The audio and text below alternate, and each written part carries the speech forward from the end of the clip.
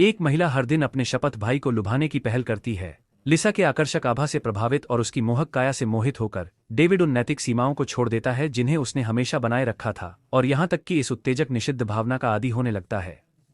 लिसा को पता चलता है कि उसके शपथ भाई की पत्नी घर पर नहीं है। एक चाबी लौटाने के बहाने वह सीधे अपने शपथ भाई के कमरे में प्रवेश करती है। डेविड शुरुआत में नाराज हो जाता है, लेकिन जब उसे पता चलता है कि दुखी लिसा अपनी पत्नी से अपनी समस्याओं के बारे में बात करना चाहती है, तो वह तुरंत उत्सुक हो जाता है। पता चलता है कि लिसा लगातार अपने बॉयफ्रेंड बदलती रहती है और हमेशा अपने भाई की तरह के व्यक्ति को आदर्श मानती है। वह जानती है कि वह कभी भी डेविड के साथ नहीं रह पाएगी। हालांकि जब वह अपने कमरे से अजीब आवाजें सुनती है तो वह अपने अंदर की इच्छा को और नहीं रोक पाती। डेटिंग में अपनी अनुभवहीनता को बहाना बनाकर वह जानबूझकर उसके करीब आने के लिए स्थितियां उत्पन्न करती है। डेविड लिसा पर पूरी तरह से भरोसा करता है, उसे कोमलता से सांत्वना देता है और यहां तक कि उसका बॉयफ्रेंड होने का नाटक करता है, उसके साथ एक अस्पष्ट निकटता में बह जाता है।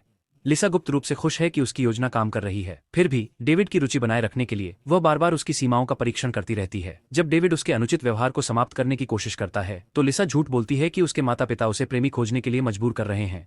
दयालु डेविड बिना किसी झिझक के अपनी सारी अनुभव उसके साथ साझा करने का निर्णय लेता है। लिसा को डर है कि उनके अनुचित संबंध का पता पड़ोसी को चल जाएगा, लेकिन जब वह डेविड की गर्मजोशी भरी निकटता महसूस करती है तो वह अपनी सारी चिंताओं को छोड़ देती है। जैसे जैसे लिसा धीरे धीरे अपना आत्मविश्वास वापस पाती है, डेविड अंदर से फंसा और भ्रमित महसूस करता है। हालांकि लिसा के भविष्य के लिए वह अपनी खुद की प्रतिष्ठा का बलिदान देने के लिए तैयार है।